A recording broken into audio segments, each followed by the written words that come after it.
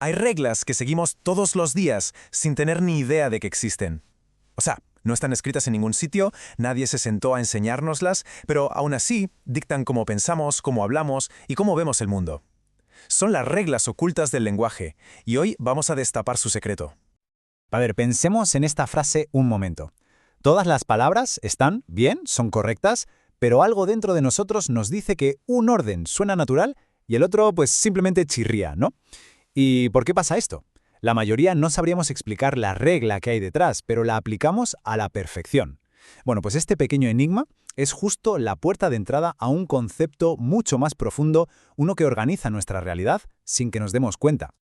Bien, para descifrar el misterio de la Casa Roja lo que necesitamos es un detective. Y nuestro detective va a ser Benjamin Lee Whorf, un lingüista que la verdad no se conformaba con las reglas que se ven a simple vista. Él sabía que para entender de verdad cómo funciona el lenguaje había que bucear muy hondo, hasta encontrar esas estructuras que funcionan desde nuestro inconsciente.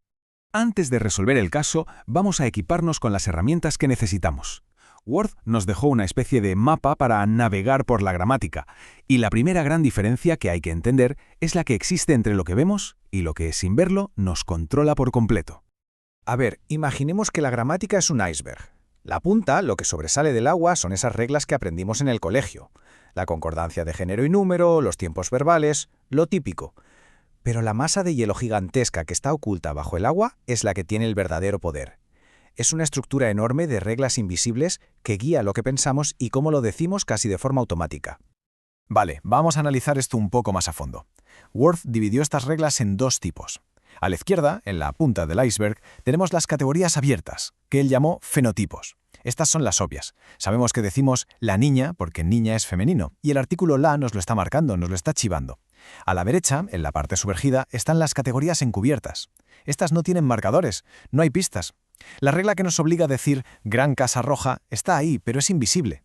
No la aprendemos de forma consciente, simplemente la absorbemos.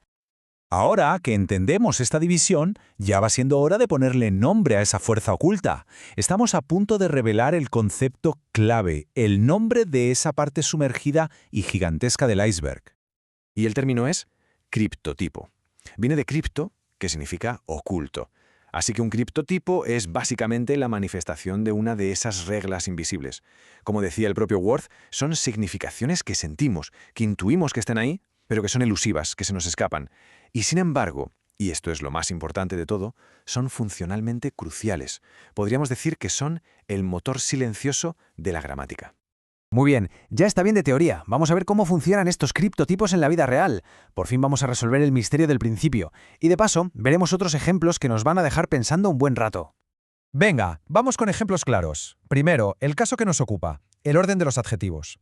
La regla oculta, el criptotipo, nos dice que las cualidades que no son esenciales, como el tamaño, gran, van siempre antes que las que sí son inherentes al objeto, como el color, roja. Misterio resuelto. Por eso nos suena tan bien. Otro ejemplo. Los verbos intransitivos, como ir o dormir, resulta que pertenecen a una categoría oculta que nos prohíbe usarlos en voz pasiva. A nadie se le ocurriría decir fue llegado por llegó. Es una regla que aplicamos sin ni siquiera pestañear. Y un tercer ejemplo muy curioso, el género en inglés. A primera vista parece que no existe, pero en realidad es un criptotipo. Un coche es it, neutro, pero si a ese coche le ponemos un nombre, Jane, de repente pasa a ser she, ella. La categoría de género estaba ahí, escondida, y solo aparece cuando reacciona con un pronombre. Pero ojo, porque lo que Whorf descubrió va mucho más allá de simples curiosidades de la gramática. Los criptotipos no son solo reglas, son la prueba de que cada idioma lleva incorporada una especie de filosofía, una forma particular de entender el universo. Esta cita de Whorf es potentísima. Lo que nos está diciendo es que al aprender un idioma, firmamos un contrato invisible.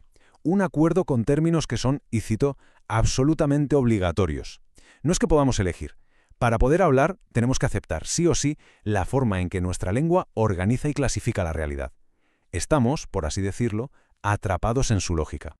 Entonces, la idea central es esta. Los criptotipos son la prueba de la famosa teoría de la relatividad lingüística de Whorf. La gramática no es solo un recipiente para meter ideas, no. Es la propia máquina que les da forma. Nosotros cortamos y organizamos el caos de la realidad siguiendo las líneas que nos traza nuestro idioma. Y como estas reglas son inconscientes, cada lengua acaba imponiendo su propia metafísica, su propia visión del mundo, sin que nos demos ni cuenta. Y todo esto nos lleva a la pregunta final. El misterio de la Gran Casa Roja ya está resuelto. Pero es que eso es solo la punta del iceberg. Hemos visto que los criptotipos son reales y tienen un poder increíble. Así que, la próxima vez que algo en el lenguaje simplemente suene bien sin saber por qué, merece la pena pararse a pensar. Quizá acabamos de tropezar con otra de esas reglas invisibles que, en silencio, están construyendo la arquitectura de nuestra realidad.